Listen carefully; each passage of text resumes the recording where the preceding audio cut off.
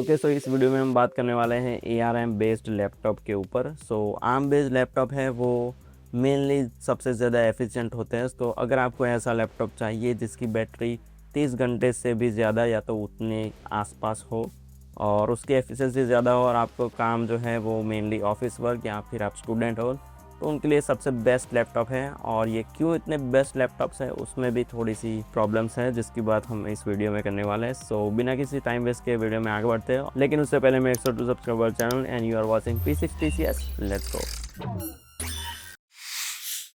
Okay, so सबसे पहले बात करते हैं कि ARM बेस्ड लैपटॉप है क्या। तो ARM बेस्ड लैपटॉप है वो मैंने पहले ही बताया कि एफिशिएंसी के लिए उनको बनाया गया है, क्योंकि जो पुराने लैपटॉप्स होते थे वो x86 आर्किटेक्चर के ऊपर बेस्ड होते थे।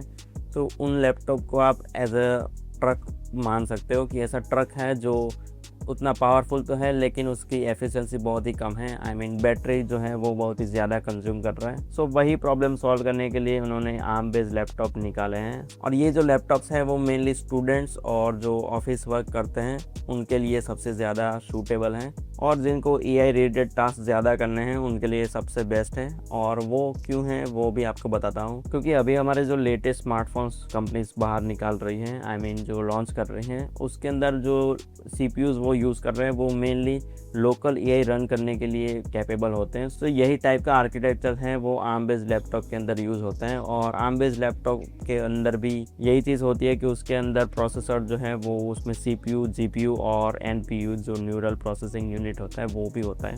सो वो AI टास्क ज़्यादा बेटर तरीके से प्रोसेस कर सकता है as compare to x86 type के जो प्रोसेसर्स होते हैं वो। सो अगर आप ARM बेस्ड लैपटॉप लेने जाओगे तो मार्केट के अंदर आपको एप्पल और विंडोज़ दोनों के अंदर देखने को मिल जाएंगे। सो आपको बता दूं कि एप्पल जो है उनकी M सीरीज़ जो है M1, M2, M3 उनके लैपटॉप्स अवेलेबल हैं, वो भी ARM बेस्ड लैपटॉप ही है। और आपको पता होगा कि उसके अंदर भी गेमिंग ठीक ठाक ही हो जाती है और उतनी कंपेटेबल नहीं होती। लेकिन एक चीज़ अच्छी है कि जो एप्पल के जो वो भी ARM बेस्ड लैपटॉप है उसके अंदर आपको बैटरी बैकअप 30 घंटे तो नहीं लेकिन 20 से 25 घंटे का देखने को मिल जाएगा।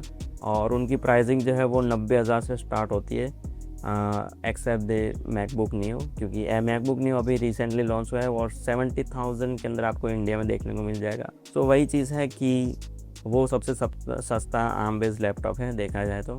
और विंडोज़ के अंदर आप देखने को जाओगे तो वही चीज़ आपको 30 घंटे का बैटरी बैकअप दे देगी। और जो मैंने बताया AI प्रोसेसिंग के लिए NPU, वो भी विंडोज़ वाले जो वेरिएंट है जिसमें स्नैपड्रैगन के या फिर मीडियाटेक के जो हैं वो प्रोसेसर्स ज़्यादा आते हैं। सो वो ज़्यादा कैपेबल हैं AI रिलेटेड टास्क करने के लिए। सो विंडोज़ में आपको मेनली स्नैपड्रैगन X8 और X288 ये सारे जो है वो प्रोसेसर देखने को मिल जाएंगे अगर आप ARM बेस्ड लैपटॉप लेने जाओगे तो।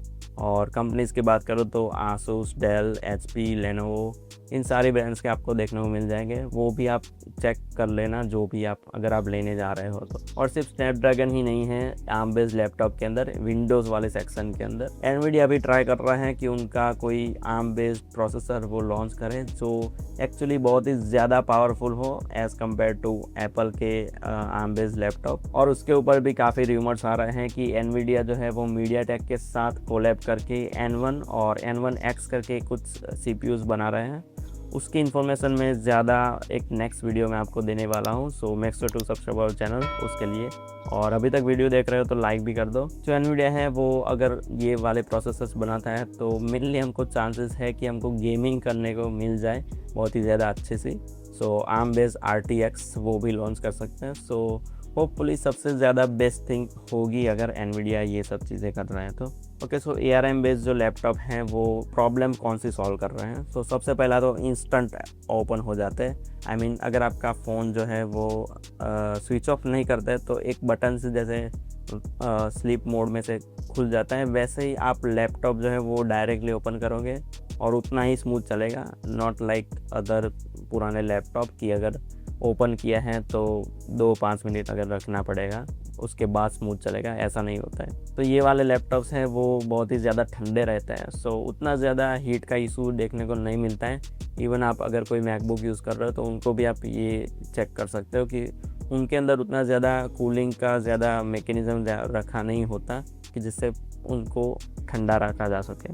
अभी अच्छी चीज़ों की बात कर ही रहे हैं तो आपको बता दूं कि कंपेटिबिलिटी है उसमें भी काफ़ी सारी दिक्कतें हैं, लेकिन जो मेजॉरिटी ऑफ चीज़ें हैं आई मीन 80 to 90% ऐप्स जो हैं वो इस वाले लैपटॉप में चल जाएगी जो कि हम रेगुलर लैपटॉप्स में यूज़ करते हैं।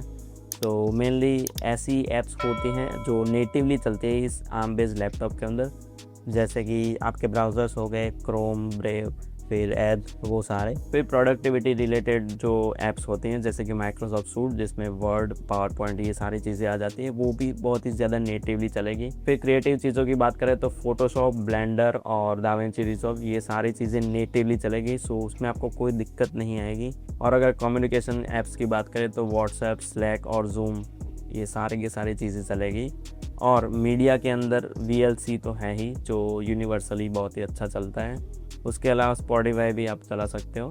तो ये सारी चीज़ें हैं, वो भी आप मतलब इतनी चीज़ें जो है वो रेगुलरली तो आप यूज़ करते हो, वो तो नेटिवली अच्छे से चल जाएगी इस लैपटॉप्स के अंदर।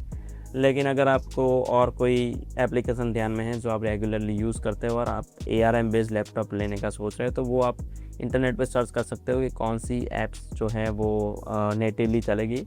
अभी अगर थोड़े डिसएडवांटेजेस की बात करूँ तो जैसे मैंने नेटिव ऐप्स बताई कि जो उसके ऊपर नेटिवली चलती हैं विदाउट एनी ट्रांसलेशन और वो सब चीज़ें, तो वो अच्छा पार्ट है।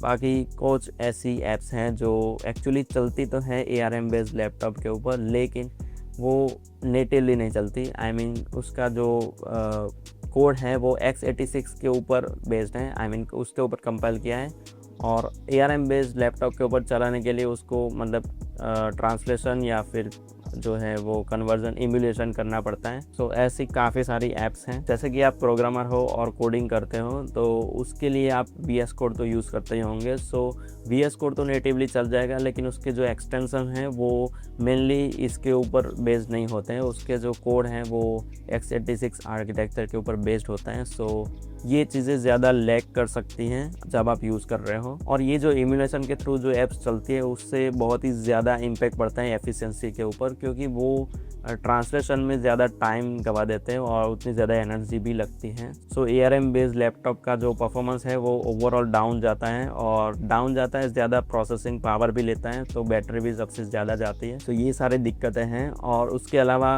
जैसे मैंने बताया कि ये ट्रांसलेट होता है, तो हो सकते हैं कि कोई बार ऐप क्रैश भी हो जाए और बग्स भी आ जाएं। तो ये सारी दिक्कतें आपको फेस करनी पड़ सकती हैं अगर आप ARM बेस्ड लैपटॉप लेने जा रहे हो तो।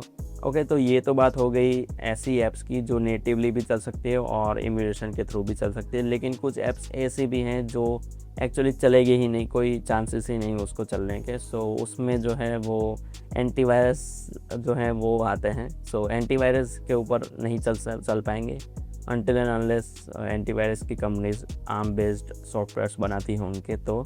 और VPN जो है वो भी आप नहीं चला सकते उसके ऊपर।